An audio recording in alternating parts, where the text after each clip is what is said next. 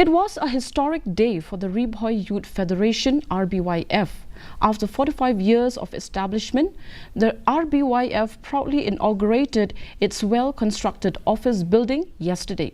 Former Chief Minister and founding member of the RBYF, Dr. Didi Lapang, inaugurated the new office building of the RBYF at Sidon Village.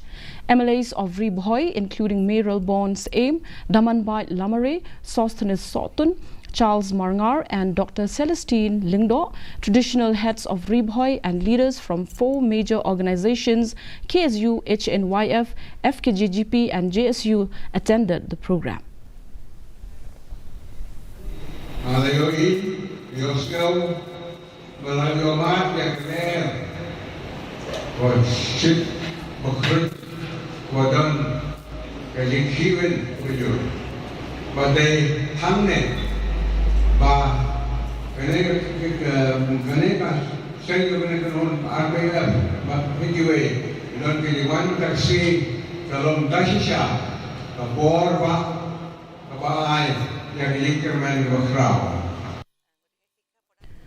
The long-awaited integrated farmers market